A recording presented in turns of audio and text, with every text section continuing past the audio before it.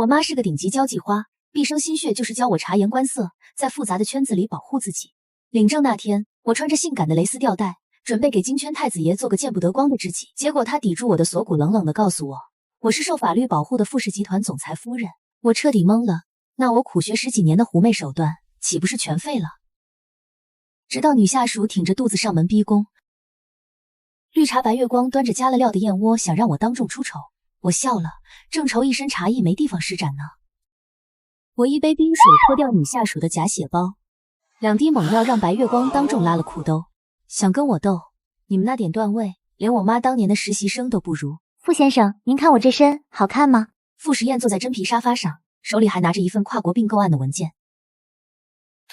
乔妍，你脑子是不是有点毛病？我愣住了，剧本不是这么写的啊！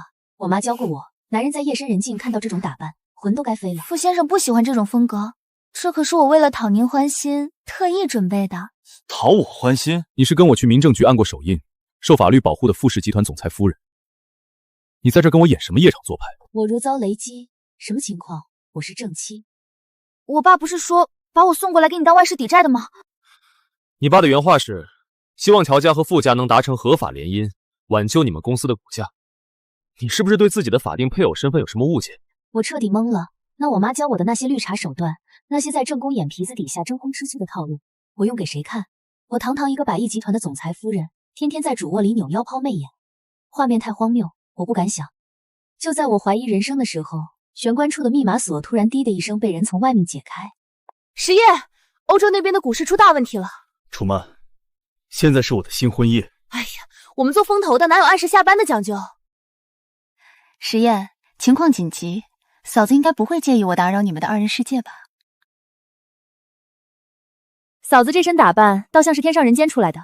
实验可是傅氏的掌舵人，嫂子平时在家还是穿得体面点好，免得拉低了傅家的格调。哎呦，来活了，正愁一身茶戏没地方施展呢。我顺势软绵绵地倒向傅时燕的怀里，双手死死攥住她的衬衫下摆。老公，这位气场这么强的姐姐是谁啊？怎么半夜3更随便进人家的婚房？好吓人哦！我是傅氏集团的执行副总裁楚曼。什么姐姐？哎呀，原来是副总裁，我还以为是哪里来的催债的，一点素质都不讲。你说谁没素质？老公，他凶我，我胆子小，受不了这种职场霸凌的。楚曼，出去。实验，他侮辱我！我让你出去。傅时燕的语气不容置喙，楚曼狠狠剜了我一眼，踩着高跟鞋转身大步离开。早点睡，明天早上还要回傅家老宅敬茶。我愤愤地裹紧浴袍钻进被子里，一夜没理他。第2天一早，我端着茶杯，正准备给傅家老太太敬茶，就听到楚曼阴阳怪气的声音在大厅里响起：嫂子这副柔弱无骨的身段，不去娱乐圈演狐狸精，真是可惜了。乔妍啊，你今天这裙子颜色确实太惹眼了些。我们傅家是低调的百年名门，不兴那些乌烟瘴气的网红做派。我低头看了一眼自己身上那条正红色的修身法式长裙，这已经是我衣帽间里布料最多、最素净的一件了。我妈生前常念叨，女人不穿的明艳动人，男人的视线怎么可能在你身上多停留1秒？妈教训的是，我刚嫁过来，不懂傅家的规矩，让妈和楚副总看笑话了。只是我在娘家时，我妈总说新媳妇敬茶得穿得喜庆点，才能讨婆婆欢心。没想到弄巧成拙，惹了妈不高兴，还平白被楚副总言语侮辱。我也没说你不好，快别哭了。婆婆赶紧给旁边的佣人使了个眼色，让人扶我起来。嫂子这眼泪倒是跟开了开关似的，不知道的还以为谁在老宅霸凌你了。我们在商场上厮杀的女人，流血不流泪。嫂子这么玻璃心，以后怎么镇得住傅家那些旁支？我心里冷笑，跟我玩这套职场 PUA。我妈教我怎么对付高智商汉子茶的时候，你还在做5年高考3年模拟呢。楚副总说的对，是我太没用了。我只是个没见过世面的小女人，不懂你们资本市场的宏大历史。我只知道出嫁从夫。实验要是也觉得我带不出手，我现在就净身出户，绝对不连累傅氏的股价。傅时燕3步并作2步冲下楼梯，一把接住我，带着点审视的目光扫过婆婆和楚曼。怎么回事？我就是说，她裙子颜色太艳，谁知道这孩子心理承受能力这么差。不关妈的事，是我不配穿高定，不配站在这座老宅里。老公，你让我走吧，把傅太太的位置让给楚副总吧，他雷厉风行，比我这个废物强100倍。乔妍，你胡说八道什么？我对实业只有纯粹的革命友谊。革命友谊？哪家革命的战友会大清早跑到人家婆婆面前，指着顶头上司的老婆骂她像坐台？楚曼，你越界了。欧洲那个并购案你不用管了，停职反省半个月。实业，你为了这个花瓶夺我的权？1个月。楚曼不敢再杠，狠狠剜了我一眼，抓起车钥匙摔门而去。我靠在傅时燕的怀里，心里乐开了花。小样，还治不了你。吸引过够了吗？老公，要不要抱我回房间？那不要，我给你演个付费内容的。老公，楚副总非拉着你去书房开什么视频会议，留我一个人独守空房，我好害怕呀。傅时燕正准备跟着助理去走廊尽头的书房，听到我的话，她停下了脚步。副总，楚副总说有极度机密的财务数据要跟您当面核对。数据再机密，也不差这一晚吧？老公昨晚就没碰人家，今晚要是再走，人家可就不依了。别闹，真有正事。正事？在你心里，楚曼的生事比我还重要吗？我妈说的对，男人得到了就不珍惜。昨晚还说人家的腰软，今晚就……我什么时候说过你腰软了？这不是重点，重点是你今晚要是敢踏进那个书房，你就怎样？我就发朋友圈说楚曼半夜3更勾引有妇之夫，还要艾特你们公司全体员工。去批件外套，你跟我一起去。这怎么不按套路出牌？正常情况下，他不应该是摔门而去，或者留下来哄我吗？带我一起去开会是什么操作？怎么不敢去？去就去。实验，这里全是核心商业机密，你怎么能带外人进来？没事，他看不懂。我是看不懂你们的 K 线图，但我看得懂楚曼那双快要粘在他身上的眼睛。楚副总真辛苦，大半夜的还要操劳公司。不像我，只会心疼老公。这咖啡都凉了。你们做风投的女人，果然都不太懂得照顾人。我们在职场拼杀，不讲究这些伺候人的小事，是吗？可我怎么听说楚副总在出差的时候，连实验的私人内裤都是你亲手去买的呢？你胡说！那是酒店没有洗衣服，我顺手帮老板代劳罢了。哦，顺手代劳啊？那楚副总真是个热心肠。不知道的还以为楚副总想给石岩当贴身保姆呢。乔岩，你再敢满嘴喷风，我撕了你的嘴！你砸？你今晚要是没砸死我，你就是我孙子。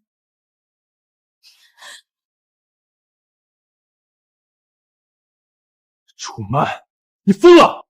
老公，他要打我，我好害怕。楚曼见傅时燕动了真怒，也不提什么财务数据了，白着脸狼狈的跑了。你啊，安分点。下个月初的傅氏慈善晚宴需要你以女主人的身份出席，礼仪和谈吐方面别给我丢人。哦，区区一个晚宴而已，我妈可是带我见识过多少名利场的人。乔妍，你除了会勾引男人，到底还会什么？楚副总这话说的，我勾引我合法领证的老公，难道触犯刑法了吗？身为傅氏未来的女主人，理应学历出众，能在事业上辅佐实验。今天在场的夫人小姐哪个不是名校毕业，才艺双绝？唯有傅太太你，除了买包刷卡，简直拉低了整个傅氏的格调。听说太太娘家以前也是做教育，不如今天就为大家弹奏一曲利斯特，或者现场做个全英文的行业分析，助助兴如何？行业分析，我差点笑出声。我连五线谱都认不全，英语也就认识26个字母，这是摆明了想让我公开处刑。楚曼，妍妍没准备弹什么琴，你退下。董事长，我这是在给太太表现的机会，要是太太杵脸一无是处，以后怎么在金圈贵妇圈子里立足？既然楚副总这么想看我表现，那我就献丑了。不过我不懂什么利斯特，我只会跳舞。麻烦灯光师把光调暗 ，DJ 切一首一步之遥。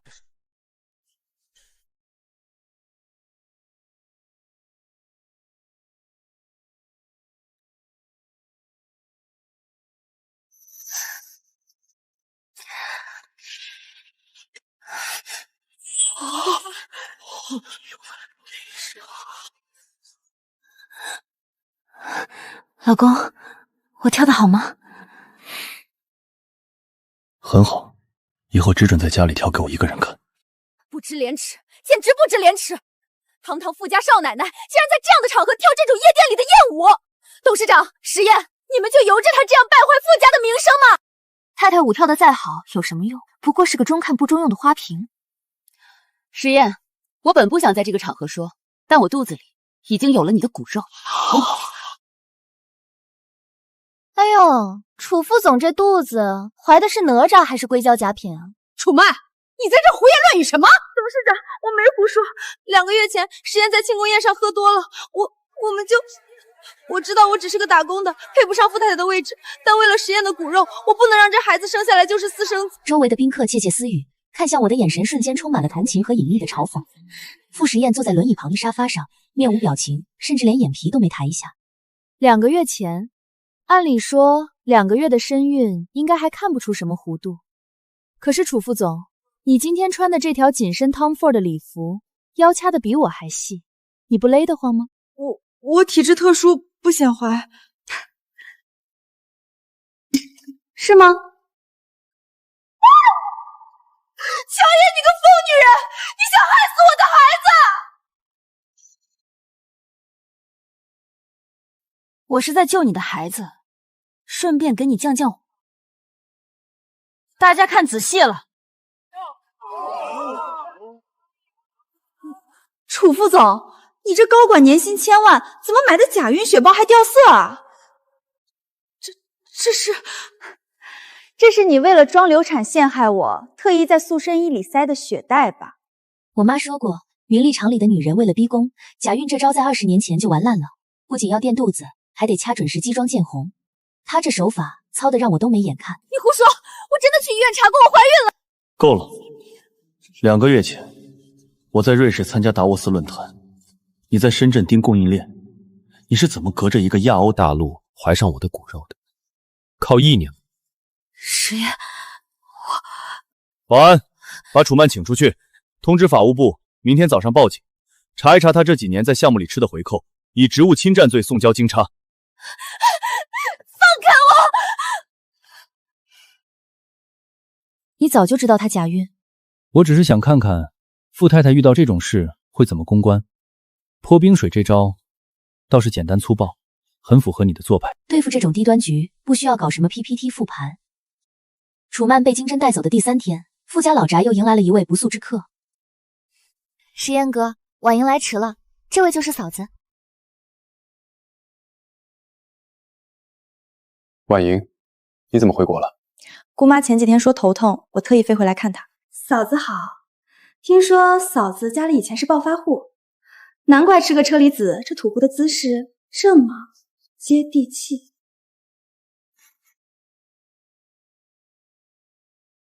暴发户怎么了？花你家黑卡啦？妹妹这身纯白打扮，不知道的还以为家里在办头息呢。嫂子真会开玩笑，我这身是极简风，嫂子可能不太懂这种留白的美学。实验哥，嫂子是不是对我有什么敌意？这熟悉的顶级绿茶味，简直冲脑门。乔爷说话直，你别往心里去。他居然没有帮我怼回去，看来这拉大提琴的白月光在他心里还真有点特权。婉莹当然不会和嫂子计较。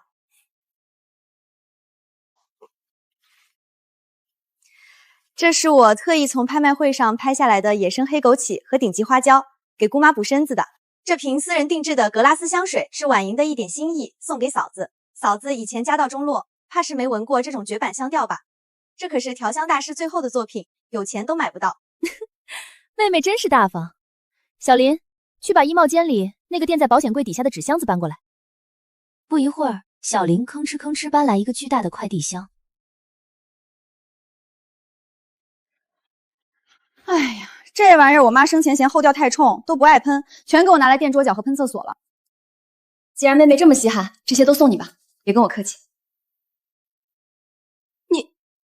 你哪来这么多绝版？我爸虽然破产了，但我妈那些年认识的干爹多啊。我妈说了，女人不能亏待自己。妹妹，你这黑眼圈卡粉都卡出太平洋了，还是多敷点面膜吧。实验哥，你看他。乔妍，别欺负妹妹。婉莹要是没别的事儿，就上楼去看看妈吧，我们还要继续看报表。我端起咖啡杯，送客的意思很明显。沈婉莹咬着后槽牙，狠狠瞪了我一眼，转身踩着小皮鞋上楼了。你这张嘴，真是一点亏都不肯吃。怎么，心疼你的大提琴妹妹了？不敢。傅太太威武。第2天下午，沈婉莹端着一碗热气腾腾的血燕。嫂子，这燕窝可是实验哥特意让厨房炖的，您尝尝。妹妹真是太客气了，实验特意给你炖的，我怎么好意思横刀夺爱？嫂子说哪里话，我们是一家人。这血燕滋阴养颜，嫂子平时要应付那么多交际，理应多补补。她眼神闪烁，视线死死粘在那碗燕窝上。我心里冷笑，这碗里要是没加料，我乔妍2个字倒过来写。我妈当年可是混迹各大顶社会所的，什么局没见过，给我留下的防身术里，听音辨色闻味是基本功。什么乱七八糟的迷药、催情香，我闭着眼睛都能闻出成分。这碗加了冰糖的燕窝里，明显混了一股极淡的涩味。这分量十足的进口泻药，剂量够一头牛拉到虚脱。既然妹妹这么有孝心，那我就却之不恭了。哎呀，瞧我这笨手笨脚的！小林，快去厨房重新拿个勺子来。这可是我妈压箱底的清肠利器，药效比市面上的泻药猛10倍，一滴入魂。妹妹，这燕窝太烫了，不如你先替我尝尝温度。嫂子，这是给您的。怎么，妹妹怕我下毒？还是说这燕窝里本来就不干净？嫂子误会了，温度正好，嫂子快喝吧。行。哎呀，这兰花看着有点蔫，给它补补营养。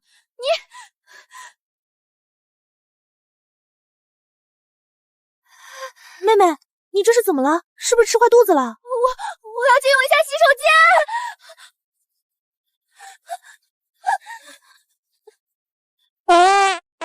沈婉莹僵在原地，她那条纯白色的发饰高定裙摆上，迅速晕染开一大片可疑的黄褐色污渍，顺着小腿流了下来。正在外面打扫卫生的佣人和修剪草坪的园丁全都惊呆了。我的天哪！表小姐拉裤兜子了！快把表小姐抬回客房，顺便把这地毯卷出去扔了，太臭了。我看着被2个佣人像抬死猪一样抬走的沈婉莹，摇了摇头。就这点绿茶段位，连我妈当年手底下的实习生都不如，还敢来我面前班门弄斧。傅太太这招偷梁换柱玩的真是炉火纯青。傅总过奖了，人不犯我，我不犯人。他想用下三滥的手段看我当众出丑，我只是用魔法打败魔法罢了。你这满肚子的弯弯绕绕，都是你妈当年在名利。是啊，我妈说资本圈的后院就是修罗场，不是你死就是我亡。我本来只想靠这些手段给你当个混吃等死的花瓶，谁知道傅总非要拉我领证，简直是大材小用。你还委屈上了？乔妍，我娶你是因为我需要一个不按常理出牌的傅太太。什么意思啊？傅氏集团这块蛋糕太大，董事局里不知道有多少只手想往我身边安插眼线。楚曼是我二叔塞进高管层的钉子，沈婉仪是我那个继母想用来拿捏我的棋子，他们都想在我的私生活里撕开一道口子。所以你娶我这个家里破产、毫无背景的落魄千金，是为了打破他们的利益链？不止，我看中了你扮猪吃老虎的狠劲儿，只有你能把这潭死水搅浑，让他们永远摸不清我的底牌。那傅总打算给我多少股份做报酬？我这可是替你挡子弹的高危职业。好家伙，我以为我在玩豪门宅斗，结果人家拿我当商战的清道夫，我特么成顶级工具人了。整个傅氏集团未来都是你的，还不够？那可说不准，万一哪天傅总看上了别的女强人，让我净身出户呢？乔妍，我傅时宴这辈子只要你一个。我的心跳不受控制的漏了一拍，这老狐狸太犯规了，少给我画饼！男人的嘴，骗人的鬼。太太，傅总出事了！法务部那边说，楚曼在取保候审期间跑了。什么时候的事儿？就半小时前。第二天，傅氏集团50周年庆典的晚宴上，媒体云集，商界大佬推杯换盏。就在所有人准备举杯的时候，楚曼披头散发地冲破了安保的防线，闯进会场。董事长，各位股东，乔妍她不仅挪用公款，还跟南某不清不楚。安保呢？哪里来的疯婆子？还不快拖出去！董事长，我没疯，这件衬衫是我亲眼看到从太太的私人保姆车里搜出来的，上面还有那个男模的香水味儿，她根本不配做傅氏的女主人，她是个水性杨花的贱人！底下的媒体像闻到血腥味的鲨鱼，疯狂按下快门。傅时宴坐在我身边，周身的气压低得能冻死人。楚副总，你弃保潜逃，就是为了跑来庆典上给我泼脏水？你说我挪用公款，证据呢？证据就在公司的财务流水里。昨天我查到，傅家那条价值5000万的顶级帝王绿翡翠项链被你私下转移了。好啊，既然楚副总言之凿凿，那我们就当众对质。小林，把大屏幕投出来。楚副总，你大概是太久没上班，消息闭塞。那条翡翠项链，我昨天就已经以妈的名义捐赠给了国家博物馆作为永久展品。国博的馆长今晚就坐在第一排，你要不要亲自去问问？那这件男人的衣服呢？这可是实锤！楚副总，你拿一件实验半年前就不穿的旧衬衫，说我跟男模有染，这衬衫领口上还用金线绣着 FSY 3个字母呢，你瞎吗？那确实是我的高定旧衣。楚曼的脸变成了死灰色，他双腿一软，瘫坐在地上，知道自己这次连翻盘的机会都没了。把他交给外面的经侦警察，加上一条诽谤和侵犯商业信誉罪。一场插曲惊扰了各位，我敬大家。从今往后，金圈再也没人敢用看金丝雀的眼神看我。楚曼和沈婉莹接连出局后的第1个月，婆婆以心脏不适为由去了瑞士疗养。临走前，她让律师把傅氏家族信托的最高权限密钥，连同一份厚厚的股权转让书交到了我手里。我独自坐在空荡荡的主卧里，看着那枚冷冰冰的金属密钥，自嘲地扯了扯嘴角。我妈在名利场里算计了一辈子，绝不会想到她女儿没当上被大佬娇养在笼子里的金丝雀，反倒成了傅实验手里最锋利也最听话的一把刀。这些东西让信托经理去管，看多了伤身。楚曼进去了，沈婉莹被送出国了，傅家那些旁支也被你彻底清洗。现在这栋宅子干干净净的，我连个演戏解闷的对手都没了，好无聊啊！既然无聊，不如我们生个继承人。傅氏集团的内斗刚平息，他现在最需要的就是一个拥有合法继承权且母族毫无背景、无法外戚干政的完美继承人，来彻底堵住董事局那些老狐狸的嘴。一股寒意顺着脊背爬了上来，我以为我是清醒着陪他演戏，却忘了猎手永远比狐狸更有耐心。我才不生，我还要保持我练了10年的普拉提身材呢。再说了，万一哪天你有了新欢，我抱着个孩子怎么净身出户？乔妍，别说气话，只要你乖乖的，你永远是傅氏名正言顺的女主人，没有任何人能越过你去。永远是傅太太，名正言顺的女主人，唯独不是她爱的人。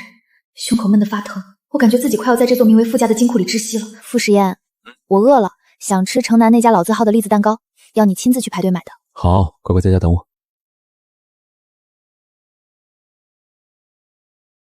我站起身，走到他的书桌前。昨天下午，他的私人笔电没关网页，我无意间瞥见了一份被加密的旧文件，那是2年前的并购案。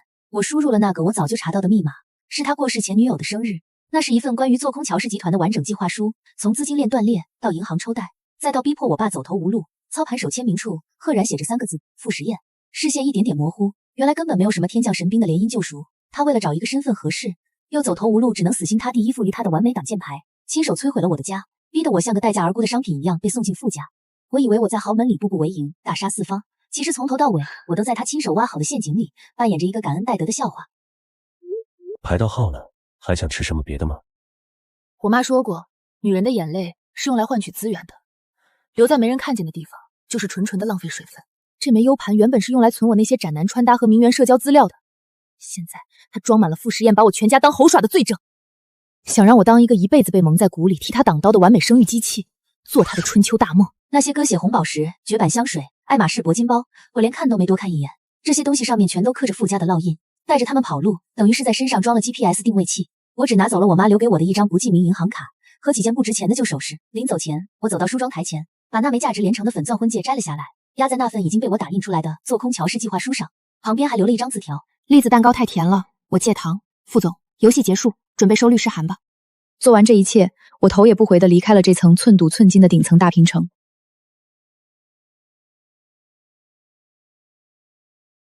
助理小林后来告诉我，那天晚上傅实验看着那份摊开的计划书和我的字条，沉默了整整10分钟。封锁机场、高铁站，查所有出城的高速监控，把他给我抓回来。逃出傅家后，我没有去住5星级酒店，也没有联系我爸。我妈在世的时候常说，资本圈的男人一旦发了狠，你的所有社会关系都会变成你的软肋和暴露点。我用现金买了一顶鸭舌帽和口罩，7拐8拐地钻进了京城南城一片正准备拆迁的城中村。这里鱼龙混杂，监控探头10个有8个是坏的，是顶级豪门的雷达最扫不到的盲区。我妈当年还没在这个圈子站稳脚跟时，曾经在这里租过一间小破屋，那张不记名银行卡的户头用的是当年房东大妈的名字，这也是我妈留给我的最后一条退路。我租下了一间地下室，潮湿阴冷，墙皮还在往下掉，但坐在那张嘎吱作响的单人床上，我的心却出奇的平静。接下来的2天，我用新买的不记名手机联系了我爸当年最信任却被傅实验暗中挤兑出局的一位老律师。陈律，我手里有傅时言做空乔氏、操纵谷家的证据，我要起诉离婚，不仅要让他把吞进去的乔家资产吐出来，还要他身败名裂。大小姐，傅氏的法务部是吃素的吗？就算有证据，这官司打下来也是持久战。而且傅时验这2天疯了一样在找你，黑白两道都放了话，谁敢接你的案子，就是跟整个傅氏作对。你只管帮我拟起诉书，至于怎么让他乖乖坐上谈判桌，我自有办法。挂了电话，我看着碗里漂浮的葱花，深吸了一口气。傅时验，你教过我的，商战的精髓就在于捏住对方的七寸。你以为我的七寸是乔家，可你的七寸是傅氏的股价和即将召开的全球股东大会。我打开手机，利用加密网络，把计划书的一部分截图匿名发给了一家死咬着傅氏不放的财经对冲基金。子弹已经上膛，就看傅总接不接得住。我还是低估了傅时验的手段，找到我，他甚至没用到48小时。第3天傍晚，天阴沉沉的，下着刺骨的冻雨。我刚从城中村的公共水房打完热水，远远的就看到地下室入口的巷子里停着几辆格格不入的黑色越野车，而那辆熟悉的迈巴赫正嚣张的堵在巷子口。10几个黑衣保镖把巷子封得死死的，连一只苍蝇都飞不出去。傅时验撑着一把黑色的伞，穿着那件熟悉的纯黑大衣，静静地站在我那间破旧地下室的门口。雨水顺着伞骨滴落，他的脸色隐在阴影里，比这深秋的冻雨还要阴沉可恶。傅总这排场，不知道的还以为要强拆呢。闹够了吗？跟我回家。强。傅总指的是那个你为了找挡箭牌踩着我爸的心血建起来的金笼子吗？那份计划书我可以解释。乔妍，商场上的事你不懂，当时乔氏的资金链本来就出了问题，就算我不出手，也会有别人。所以我就该对你感恩戴德。傅时验，我妈教我当捞女，教我伏低做小，可她没教我认贼作父。离婚协议书我已经寄到你办公室了，我已经把部分资料交给了对冲基金。只要我今天没能安全走出这条巷子，明天傅氏操纵市场的丑闻就会登上《华尔街日报》的头条。现在，带着你的人滚出我的视线。他太清楚那里面装的是什么，也太清楚那家一直像疯狗一样盯着傅氏的对冲基金，拿到这些完整的底稿后会掀起多大的风浪。乔妍，你以为拿着这点东西就能从我身边全身而退？你妈没教过你吗？在资本的赌桌上，永远不要在底牌还没凑齐的时候就急着跟庄家掀桌子。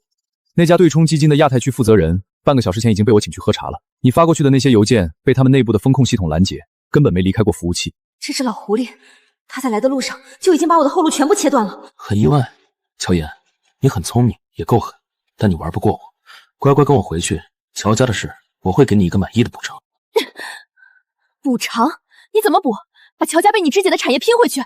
傅时验，你以为截断了邮件我就没办法了？我既然敢出来，就不可能只留一手。陆池，傅时验的瞳孔骤然紧缩。陆池，景泉另一大顶级豪门陆家的私生子，也是傅时验在华尔街乃至国内市场最大的死对头。他行事狠辣，毫无底线，这些年一直是不在傅氏的板布上撕下一块肉。就在刚才，另一份实体备份已经通过同城闪送到了陆池的私人会所。傅总，你猜陆池拿到这份大礼是会来找你喝茶，还是会直接把傅氏捅个对穿？乔妍，你找死！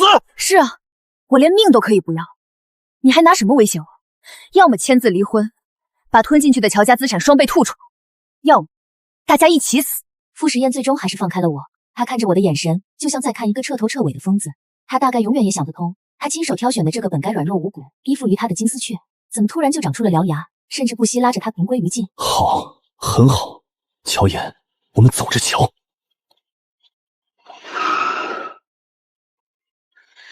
我妈说的对，和顶级资本家博弈，就是在悬崖边上走钢丝。我刚才只要露出一丝一毫的怯懦，现在就已经被傅时验打包带回那个金笼子里，永无见天之日了。至于陆池，我根本不认识他。那份闪送确实发了，但收件人是我随便填的陆池会所的前台，里面装的也不是什么商业机密，而是一张我手绘的中指图。这招叫虚张声势，我赌的就是傅时验生性多疑，赌他在面对死对头时，不敢拿傅氏的命脉去冒哪怕1/1000的险。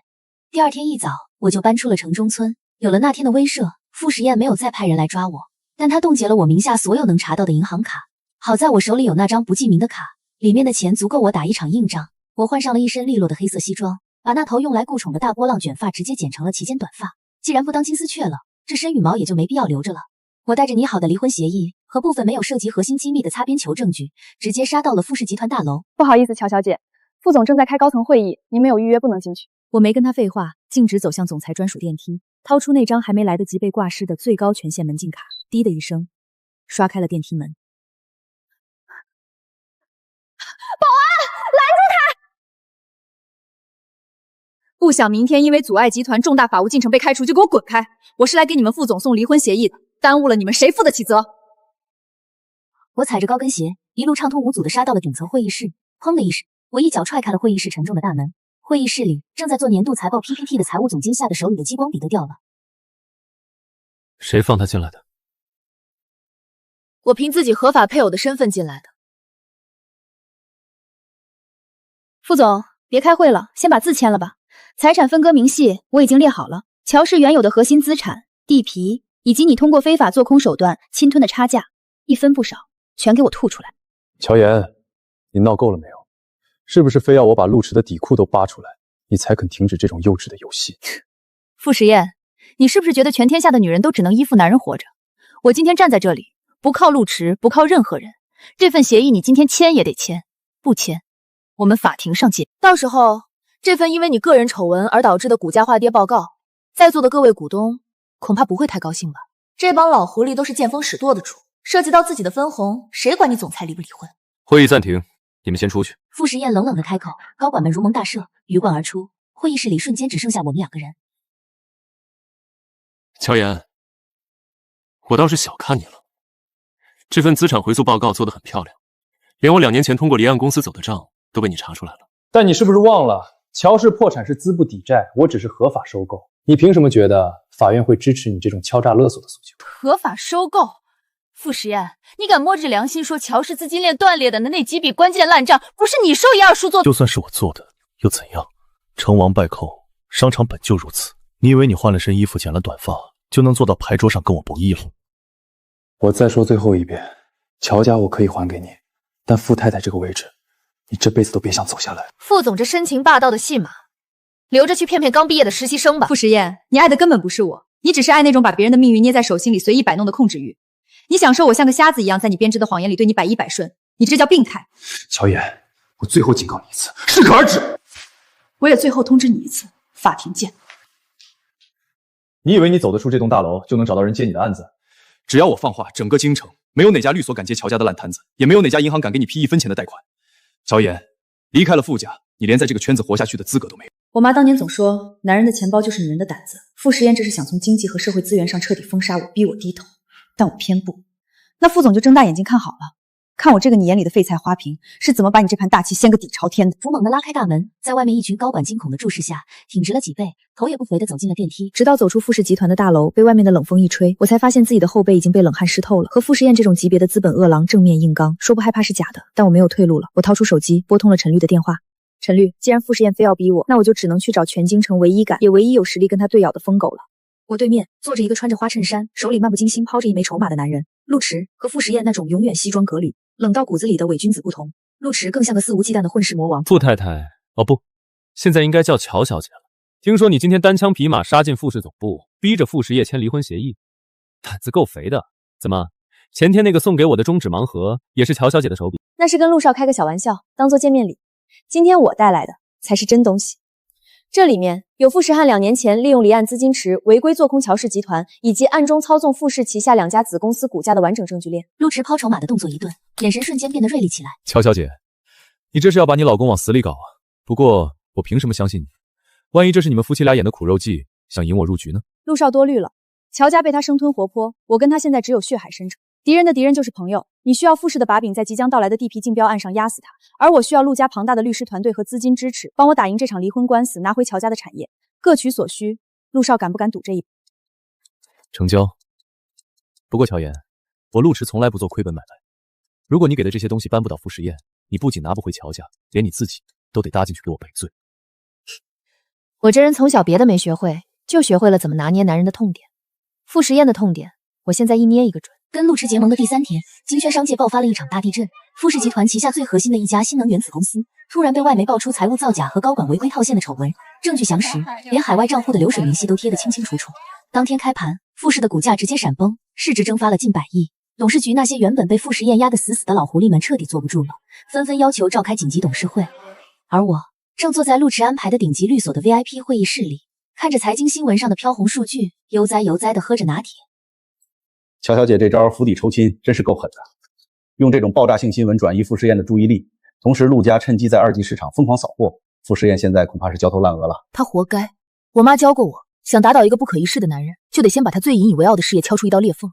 傅时宴不是觉得我离开他活不了吗？那我就让他看看惹毛了一个满级绿茶到底有多恐怖。乔岩，你居然真的跟陆池勾搭在一起了！你知不知道陆池是什么人？鱼虎狗痞，你连骨头渣子都会被他吞干净。我跟你这种吃人不吐骨的中山狼都在一起了，还怕什么老虎？我毫不畏惧地迎上他的目光。怎么，傅总今天不用去集团救火，有空跑来关心我这个即将成前妻的死活了？前妻？你做梦！你以为陆池真的能帮你拿回乔家？你仔细看看这份东西。我皱起眉头，翻开那份文件，只看了一眼，瞳孔就猛地皱缩。那是一份乔家核心资产的最终转让协议，但受让人不是我，也不是陆池的壳公司，而是我爸的名字。你到底干了什么？我早说过，你在我面前翻不出风浪。半个小时前，我已经把乔家所有的资产合法转让到了你父亲的名下，但同时我也收购了你父亲所在的那家私立医院的全部股份。会议室里的空气仿佛凝固了，看着傅时宴那张近在咫尺写满偏执与残忍的脸，我的大脑有那么一瞬间的空白。我爸的呼吸机，他居然拿一个我爸的命来逼我就范。害怕了，乔岩，只要你现在当着我的面撕了那份离婚协议，跟陆池断绝一切往来，我保证你爸在医院里会得到全世界最好的医疗团队的照顾，你依然是高高在上的傅太太。他在等我崩溃，等我痛哭流涕地跪下来求他，就像过去10几年里那些被他用资本碾压到走投无路的对手一样。可是他忘了我妈是谁，我妈是个能在原配拿刀砍上门时还能微笑着递上一杯茶的狠角色。他告诉过我，你千万别躲，你要把脖子迎上去，问他敢不敢践行。好啊。你说什么？我说好啊，傅总既然这么有种，那就去拔管吧。乔岩，你疯了？那是你亲爸。是啊，我亲爸。傅总，刚才的话我已经全都录下来，你现在就可以打电话给医院的人，让他们拔了我爸的管子，然后我会立刻拿着这段录音去报警，控告傅氏集团总裁蓄意谋杀、故意杀人罪，加上你现在已经被对冲基金盯上了财务造假丑闻。傅时宴，你猜傅氏的股价明天会跌破多少？你猜董事局那些老狐狸是会力保你这个杀人犯，还是会立刻把你踢出局，放你二叔上位？你敢赌吗，傅时宴？拿你这辈子最引以为傲的商业帝国换我爸一条烂命，你拔啊！傅时宴死死盯着那支录音笔，额角的青筋剧烈地跳动着，他像是不认识我了一样，看了我足足有半分钟。最终他没有拿出手机，他输了。他这种精致利己的资本家，永远不可能为了一妻之争搭上自己的全部身家。乔岩，你真是个疯女人。承让，既然傅总不敢拔管，那从现在起，我爸如果在你那家破医院里掉了一根头发，我都会算在你的头上，带着你的虚伪和自大滚出我的视线。傅时宴一走，我刚才强撑出来的气场瞬间垮了，双腿软得几乎站不住。虽然我赌赢了这心理战，但我不能真把我爸的命留在他手里当人质。傅时宴是不敢明目张胆的杀人，但他有的是合法的手段停掉特效药，或者用转院的名义折腾我爸。我必须立刻把我爸弄出来。我哆嗦着手拨通了陆池的电话。哟，这不是刚把前夫气走的乔大律师吗？听说傅时宴刚才杀去律所找你了，没缺胳膊少腿吧？陆池，我要你帮我偷个人。偷谁？我爸。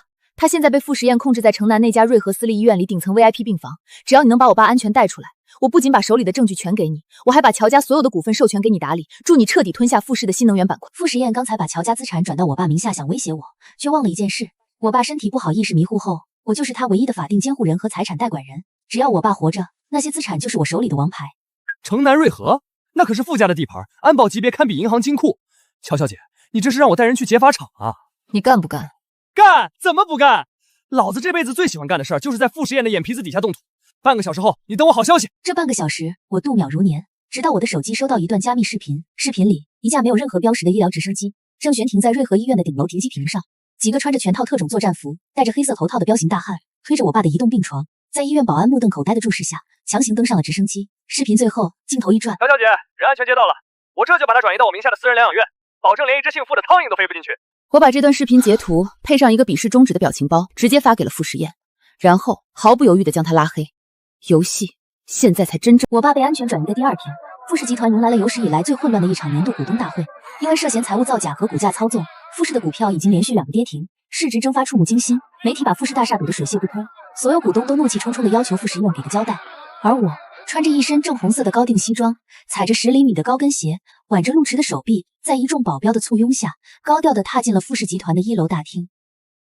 乔小姐，请问您今天是以傅太太的身份来支持傅总的吗？乔小姐，听说您已经向法院提起离婚诉讼，请问是真的吗？乔小姐，这位是陆氏集团的陆少吗？你们是什么关系？各位媒体朋友，我今天来只做2件事。第一，正式宣布我与傅时宴先生的婚姻破裂，离婚诉讼已经进入司法程序。第二，我将以乔氏集团唯一合法代管的身份参加今天的股东大会。乔氏集团的代管人，可乔氏不是早就破产被富氏收购了吗？这是昨天下午富氏集团总裁傅实业先生亲笔签名的资产转让协议。他已经将当年非法做空并吞并的乔氏核心资产无偿转让回了我父亲名下。这也就意味着我现在手里握着富氏集团旗下3家核心子公司的绝对控产权。闪光灯简直要亮瞎人的眼睛，这可是惊天大瓜！傅实验为了挽回妻子，居然把吞进去的100亿资产全吐出来了。不，他们根本不知道，傅实验只是想拿这个当锁链拴住我，但他万万没想到，我直接砸断了锁链，把这变成了刺向他心脏的尖刀。我没有理会身后疯狂的记者，转身走进了总裁专属电梯。傅实验坐在主位上，面容冷厉憔悴。他那平日里高高在上的继母，正和二叔一唱一和的逼宫，要求他引咎辞职。保安，谁让外人进来的？二叔别生气啊，我手里握着你们富氏新能源板块45%的股份，我现在可是富氏最大的外部股东，怎么能算外人呢？傅总，多谢你的慷慨赠与。不过我今天来不是来谢恩的，我代表乔氏以及陆氏财团，正式向富氏集团提出恶意收购。傅总，你准备好从那个位置上滚下来了吗？哎呀，侄媳妇儿，你看这事儿闹的，实验这孩子从小就混账，委屈了你。我们这些长辈早就不满他很久了。既然你手里有股份，不如我们联手，今天就把他拖出局。二叔，你这算盘打的，我在城南都能听见响。想跟我联手？你先看看自己是个什么货色。2年前乔氏的资金链危机，是你暗中伙同风控部做的局，逼得我爸走投无路。这些年你在富氏的海外分公司吃了多少回扣，账单我都给你列清了。你今天要是敢举手投票，我保证你明天就得进去跟楚曼作伴。我今天来不是来帮你们傅家内斗的，我是来通知各位，富氏的新能源板块我要定了，谁敢拦我，我就让手里的肘纹把富氏的股价砸穿地板，大家一起死。整个会议室鸦雀无声，所有人的目光都集中在了一直沉默不语的傅实验身上。他坐在那里，看着我大杀四方，眼底没有愤怒，反而浮现出一种极其扭曲，甚至带着几分疯狂的赞赏。精彩！乔岩，我亲手把你送上了这牌桌，你果然没让我失望。你不仅学会了我的冷血，还学会了怎么一击毙命。那还得谢谢傅总的言转身教。但你以为这样就能吞下傅氏？只要我还在这个位置上一天，你和陆池就休想拿走傅氏的一根螺丝钉。我们法庭见。他猛地推开椅子，大步流星地走出了会议室，那背影依然带着不可一世的傲慢。但我知道，富氏这座坚不可摧的冰山已经被我凿出了无法弥合的裂缝。3个月后，乔氏集团在京城 CBD 的顶级写字楼里重新挂牌。这3个月里，我和陆池联手，在2级市场疯狂狙击富氏，硬生生从傅实验嘴里撕下了新能源和医疗2大板块。富氏股价大跌，傅实验虽然靠着铁血手腕保住了总裁的位置，但也元气大伤。而我早就把那头斩男的大波浪彻底剪成了齐耳短发，每天穿着高定西装，穿梭在各大并购案的谈判桌上。我妈留给我的那些察言观色、拿捏人心的手段，被我全盘用在了商战里，效果出奇的好。乔总，这是下个季度的财报预测。